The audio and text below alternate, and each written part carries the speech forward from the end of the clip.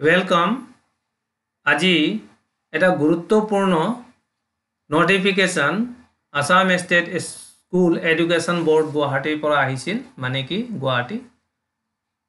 সেই নটিফিকেশ্যন মতে তেওঁলোকে দিছে, এটা ক্লিয়াৰ ইয়াত মেনশ্যন কৰি দিলে যে HS ফাৰ্ষ্ট ইয়াৰ যেটো এক্সাম কেনসেল হৈছিল বা পোষ্টপন হৈছিল, এই গোটেই এক্সামবোৰ আৰু ফিউচাৰত নহয়, এই বছৰ নহয় আৰু কোনো বৈধ ফাৰ্ষ্ট ইয়াৰৰ এক্সাম। এই তো গ্ৰাউণ্ড দিছে, এই গ্ৰাউণ্ডটো আপোনালোক সবে চাই লওক। গোটেই আমি এই ইউটিউবৰ জৰিয়তে মই সকলোক এইটোৱে এক্সামৰ বিষয়ে কৈ আছোঁ। মানে এই নটিফিকেশ্যন দিছে, এই নটিফিকেশ্যন মতে এক্সাম নহয় আৰু এইটো খাটাং, কিন্তু process of uploading of marks should be completed by 15 June. জুনৰ ভিতৰত মানে 15 জুনৰ পিছত মাৰ্কশ্বিট ষ্টুডেণ্ট ফাৰ্ষ্ট ইয়াৰৰ কেইটা তেওঁলোকৰ মাৰ্কশ্বিট পাই যাব।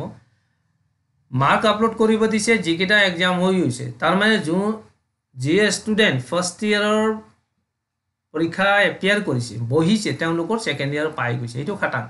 কিন্তু যোনে ফাৰ্ষ্ট ইয়াৰ এক্সামত বহাই নাই, ফাৰ্ষ্ট ইয়াৰ পৰীক্ষাত বহাই নাই, প্ৰথম কেইটামান পৰীক্ষা, তেওঁলোকৰ ছেকেণ্ড ইয়াৰলৈ প্ৰমোট নহয়। ক্লিয়াৰ ইয়াত লিখি দিছে, আপোনালোকে নিজে নটিফিকেশ্যনটো যে দিছে নটিচটো পঢ়ি লওক যে আৰু এই এক্সামটো নহয়, কোনো পধ্যে নহয়।